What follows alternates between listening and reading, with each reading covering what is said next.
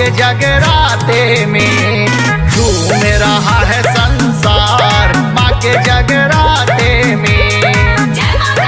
नाचो गाओ खुशियाँ मनाओ, नाचो गाओ खुशियाँ मनाओ, माता रानी की महिमा अपार। झूम रहा है संसार माँ के जगराते में।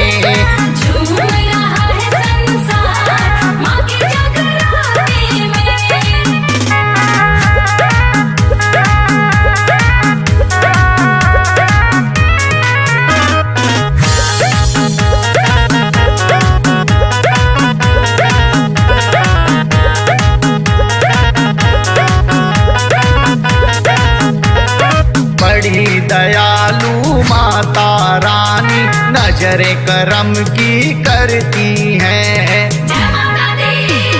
जो भी आता माता शरण में खाली झोली भरती हैं।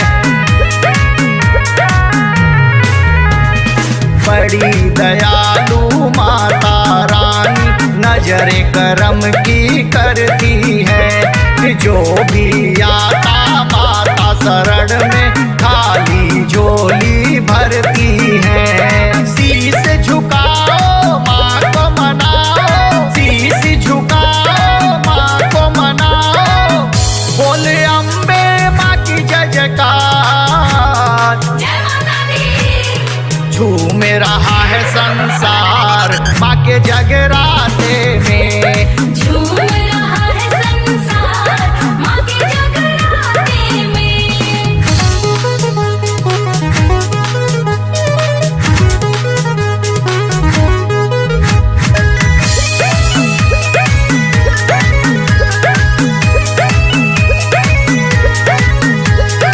ऊंचे सिंहासन बैठी माता, सुंदर सजा पंडाल है।